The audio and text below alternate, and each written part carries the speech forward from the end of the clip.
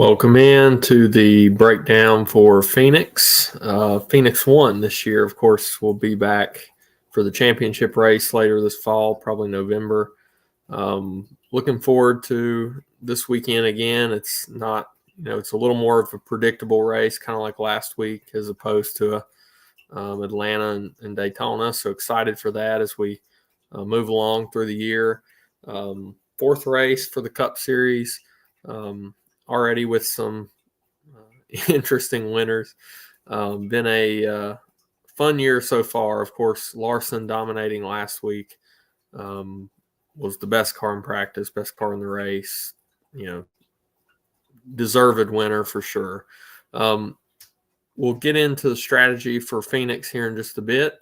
Want to go quickly over the packages. If you guys have not joined us in the Discord, be sure to get over to WAP. There's a lot of links in the description of this video that'll take you to this page. You can do our monthly all sports package or choose your individual sport. Won't harp on this too much, but be sure to get this over. Got over probably 12 sports, I think, going on when all seasons are in flow. So got a big couple weeks left of college basketball, wrapping up the regular season tomorrow, and then we head into day and night slates through next week with the conference tournaments, and then we get the big dance the following week. So excited for that. MLB will be back at the end of the month. NBA, NHL every day, NASCAR all three series, golf. Pretty much anything you're looking for, you're going to get cores for most every slate in all these sports. So be sure to check that out. Let's hop right in. I'm going to switch over to the cup sheet. So as far as strategy here at Phoenix, we've got similar to last week, looking for 2, maybe 3 dominators if the build falls correctly. For 3, I think you've got to prioritize those. We've seen it last week. I mean, Hamlin had a solid day. I think he ended up finishing pretty far forward.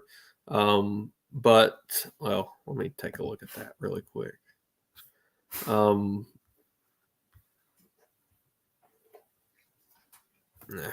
So Hamlin was starting very far back. He was a place differential play, priced as the dominator. And then you had Kyle Larson right there with him, who outscored him just because of the dominating points that he had. So you could have played them both together, of course. But it just shows the importance of these dominator points as opposed to maybe some of these place differential drivers. We don't really have that this week.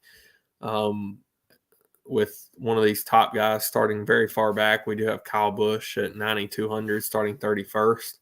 But other than that, the farthest back are these top 2, Blaney and Larson, who are really good here at this track as well. Weren't great in practice and qualified about mid-pack, so they've got some stuff to work on. But both have had lots of success here. So I think both of those guys are in play, and they have some of that place differential floor built in, but they can definitely dominate as well. Both of those guys, I think, are, and I don't have my highlights finalized yet. We'll probably get that done either later tonight or tomorrow morning. Get all the highlights up, cores, top targets in each price range.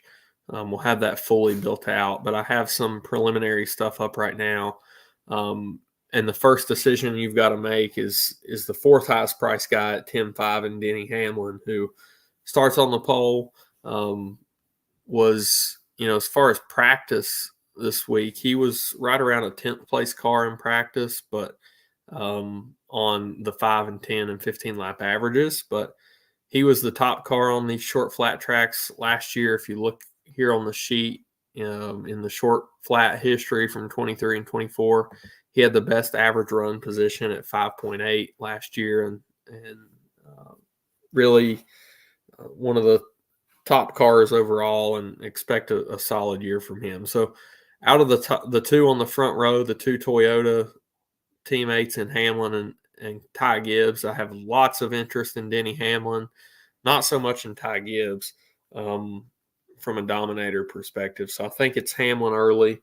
I think he'll have some ownership as that number one dominator, but I think I'll probably get overweight depending on, if he's 40% owned, I'll probably go slightly higher than the field, 50 to 60, somewhere in there in a 20 max build.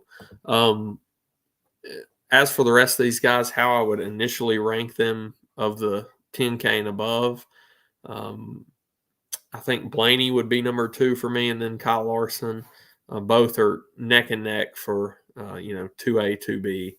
And then you've got Christopher Bell, I think would actually come in before William Byron. He was great in practice. I'm impressed with what I'm seeing out of these Toyotas this weekend. We'll get into a couple more of them down below, especially in this value tier of what these Toyota guys have done in practice showing speed. So expect Bell to be hanging around all day and have a solid run here. He was in practice, he was second and first on the lap averages, 5, 10, 15. It just didn't qualify that well, just outside the top 10. But again, it gives him a little bit of place differential floor if he can get up there on longer runs and dominate a portion of this race. If you guys have any questions, just go ahead and drop them in the chat. I'll get to them. Again, as always, I'll be in the chat tomorrow answering questions up until lock. Eric says, really hope there's some passing. Drivers didn't seem to be impressed. Yeah.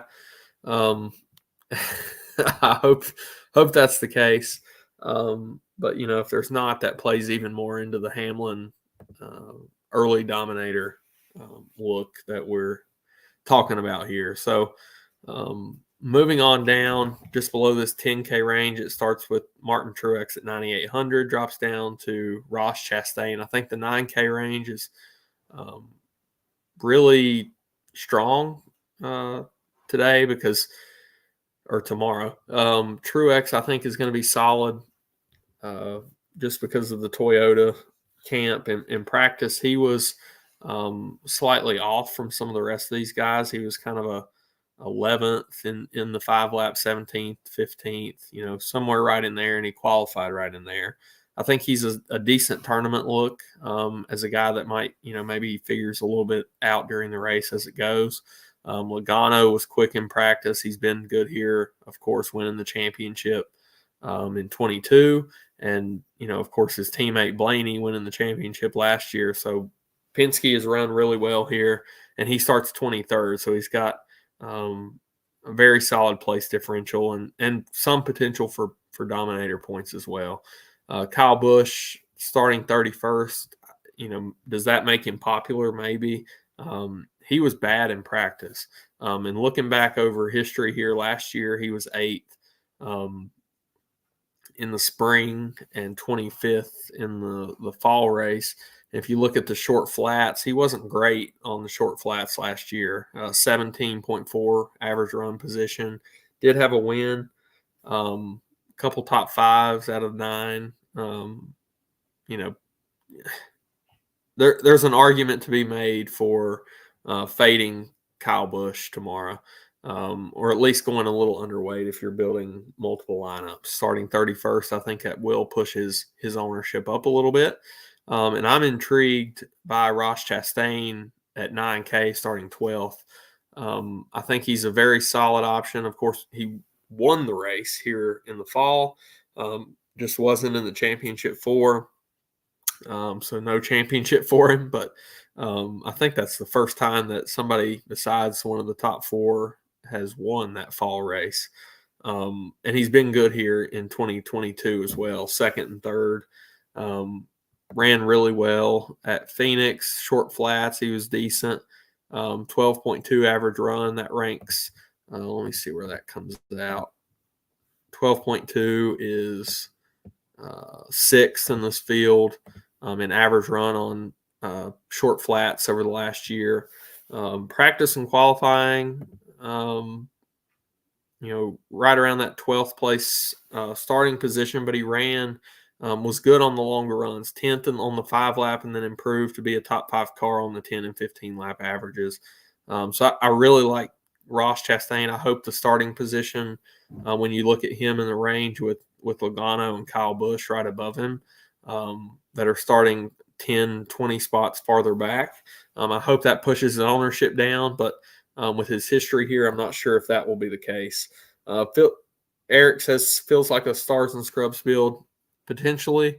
I do think there's some, of course, as always, there's a lot of strong plays up here, and I think you're going to want a Hamlin and at least 2 of these guys up in the top. So 9K and above, I'm talking. We'll play with some builds here after I run through the field quickly, and we'll kind of see how it. I've not done that yet this week, but just kind of how it builds out. If you throw a Denny Hamlin and a little bit cheaper Ross Chastain, who you think could be a dominator, you get 2 of those, then maybe you can go a little more balanced. But if you're playing a Kyle Larson, Ryan Blaney, and a Denny Hamlin, then yeah, definitely, I think that's a viable build this weekend. Dropping into the 8s, Chase Elliott starts this off, and all the way down to Ty Gibbs. I don't think there's going to be a whole lot of ownership in this range, probably just because the starting positions. Chase Elliott, 3rd, he was not very good on the short runs in practice, or at least the 5-lap averages. After that, he was decent, around a 10th place car in the 10 and 15. Qualified all the way up in 3rd. I don't have a ton of interest in Chase tomorrow as a dominator. Tyler Reddick, and we'll get to his teammate Bubba Wallace here in just a minute. They were very good in practice. Reddick qualified 6th, whereas Bubba was 22nd. So I'm going to have quite a bit of interest in Bubba with the way he ran there. But Reddick starting 6th, kind of in this mid-range. I think he's a decent tournament look as a low-owned dominator. I don't think he gets a whole lot of ownership. And then Ty Gibbs is similar as well. He was not good in practice, but Toyota's got something, I think, here this weekend. I don't think he has any ownership, and I don't think I'll go there either, just because how strong I think Hamlin can be up front here early. Buescher and Keselowski, of course, teammates, 82, 8,300. They ran solid on these short flats last year. Nothing special, but, last year at Phoenix, Buescher in the fall was 5th, 15th in the spring. Brad was right around a 15th place car in last year's both races. I think they're decent plays kind of in this mid-range as tournament looks, but I don't think they're going to be priorities for me. If I land on one of these guys, they would be probably my favorite plays in this range in the 8Ks, just because I don't have a lot of interest in the dominator options, 6th, 3rd, and 2nd starting positions for Chase, Reddick, and Ty Gibbs. So I do think if I do land in that range, that's where I would go, but not going to be priorities, just kind of last pieces in, fillers. For me, neither were very good in practice either. So, maybe staying out of this 8K range for the most part, which may lend us to more of a Stars and Scrubs build, as Eric mentioned there. Dropping into the 7s, you start out with Chase Briscoe, who will start 8th. He's been solid here. He won the spring race in 2022, 4th in the fall that year, 7th last spring, 24th in the fall. But Bubba Wallace right below him. I think he's probably going to be fairly popular, but I have a lot of interest in him here. 1st in the 10-lap average in practice, 4th in the 5, 2nd in the 15. Solid, speed last year on these short flat tracks. Thinking back to when he was in the 43 car, this Bubba was solid at a place like Martinsville. I think this type of track suits him for whatever reason. So I think Bubba overall is going to be a solid play starting 22nd. Alex Bowman was, around a top 10 speed car in practice, and now he's starting 25th. I think he's going to be a solid option as well. Suarez, but then you drop down to Josh Berry, who starts 36th. I think that's a solid option at 7,200. I ran here in the Hendrick car last spring. I guess that was Chase's car and finished 10th. I think, as a place differential play at 7,200, I think Josh Berry's going to be solid. I think he can get you a top 20 out of this thing and go from there. Eric Jones showed a lot of speed, but he's starting 4th. That's going to be the trend that we see in these Toyotas in this value tier. And you've got I'll skip down to John Hunter Nemechek starting 19th, 6,500. In practice, he was a top 5 car in the 5 and 10 lap average, and now starts 19th. So 6,500, think he will probably be my favorite cheap option in the 42. Austin Cindric was strong in the 5 and 10 lap, and he's going to start back in 34th. So I think he's of some interest, just to lump onto that Penske strong history here, even though, it hasn't worked out for Cindric so far. But, I think he can get you grind out a top 20, which is solid down in this price range. Looking kind of in the middle there, you've got Ryan Preece and Austin Dillon, who both have ran well here. I mean, right around a 15th place car last year in both races for both guys, and start 27th and 30th. I think both of those make sense. Again, not going to be priorities. RCR wasn't great, neither one of them in practice, Kyle or Austin. But, I think they can both work on things. They've been solid here in the past. So I think we see some improvement throughout the race, and a 30th place starting position for Austin Dillon is going to be solid. Give you some upside. Ryan Preece, again, right around the 20th place car in practice. I think he's a decent look as well. Corey LaJoie and Ricky Stenhouse, they could be your last guy in if you're building a bunch of lineups. Stenhouse qualified right around the speed that he showed in practice. LaJoie, I think he's got around a 20th place finish in him, so I think he's a fine option there, starting way in the back. So, yeah, I'm starting to agree with Eric quite a bit that, Stars and Scrubs looking like the way to go. There's a lot of good options down in this range. There's not so much in that 8K range, in my opinion. So definitely looking like the way that it's going to go for me. Cindric, again, solid and with some speed in the Penske camp. I think he can be solid. The rest of this cheap range did not show any speed other than Harrison Burton, who is the fastest out of that group, right around a 20th place car. He's starting 24th. I mean, I don't know.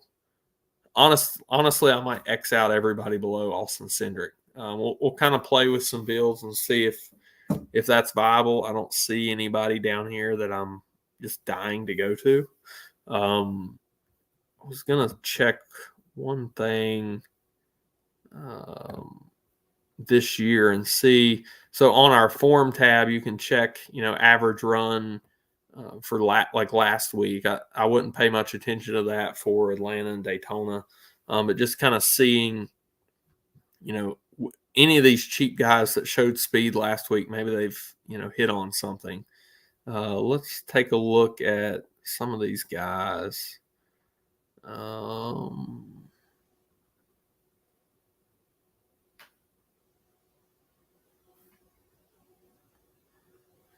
Yeah, so like Derek Kraus last week ran around 28th, Gralla 29th. Nobody that showed a whole lot of speed. Gregson, he was solid last week. He ran up pretty far up front a lot of that race. He's going to start 7th here tomorrow.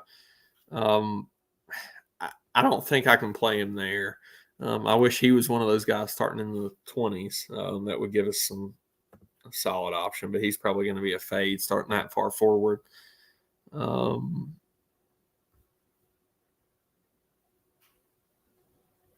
Yeah, nothing really stands out from these cheap guys in speed from last week. I mean, Austin Dillon was solid at Vegas, run around 15th.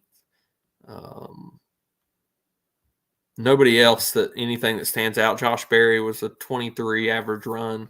That would be, still solid for his starting position tomorrow. Alex Bowman, right around 15th. Yep, that's about it. So let's play with some builds. Let's see kind of how this lands out when we start playing with throwing some of these guys in. So let's just start one with Hamlin and Chastain, maybe two of the cheaper options. And then let's throw in my favorite value of John Hunter and kind of see where we end up. That leaves us $8K left. So we can still probably get one of these other top guys if you want to play a Joey Logano in this build. That leaves you $7,250. Let's see what would happen if we were to play like a Ryan Blaney and go all the way to the top. Leaves us $6,400. Pushing it. Because if you throw Cindric in there with Blaney in that build, you've got 66 and you land on Gregson or Ricky Stenhouse, which I don't love that. But if you drop back to a Joey, then you got $7,250. Yeah, I think you can do Cindric, and then leaves you $8,300, and you fall in that group that I was talking about. Last guys in, I would be fine with the two RFK cars, but I don't see a problem in leaving 600 on the table and playing a Bubba Wallace either in that build. So that one fits what I'm looking for. 2 dominators with potential for 3. So that makes some sense. Leaves a little bit on the table, so should be pretty unique. Let's say instead of Chastain, we go up and we play Blaney and Hamlin together. All right, and then that leaves us 72. And let's just throw Cindric as the cheapest option that we're looking at, 78. We can probably we could play like a Bubba and Bowman in that build, leave a slight bit on the table. We could go back up to Chastain, and then we're kind of talking about the build we just were looking at last time. Leaves us that 66 with Gregson. Okay. I think Hamlin's going to end up being a staple of my builds tomorrow. You could do some small things like stack a Hamlin Bell for the JGR cars. They would be my favorite too, of course. I think you could play. So let's play with this one. So let's do like a Josh Berry. Get him in the back. And then just play one of these two down here. So John Hunter and not Cindric. Cindric and Barry don't go, maybe as a manufacturer look, but I think those two teams are in just completely different places. So there's not really correlation there. Leaves us 86. We still want another dominator up top, so maybe let's do that Bell-Hamlin build here. Bell-Hamlin leaves us at 79.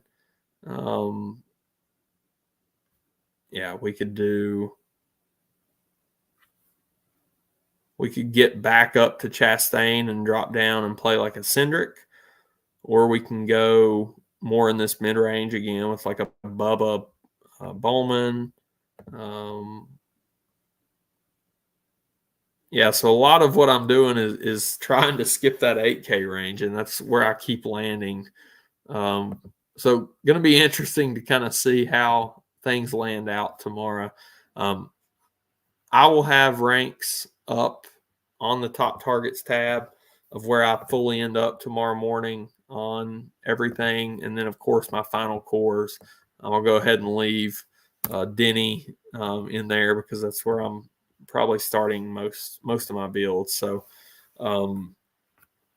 as far as where I end up with the second dominator for the core, maybe I'll leave that spot blank, let you choose, but and then fill in maybe some of these value guys for the core. But feel pretty good about that so far with just kind of mixing and matching the guys up top and the guys down low and kind of staying out of that very middle range. I think you can still get a tight player pool and get overweight on the guys that you want to, but still be spread out enough that you have different combinations of it. So I'll be in the chat again tomorrow.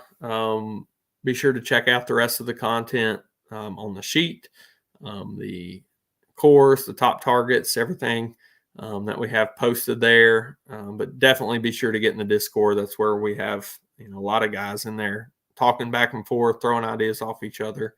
So good luck tomorrow for Phoenix, and let's continue to have a strong start to the year. Good luck, everybody.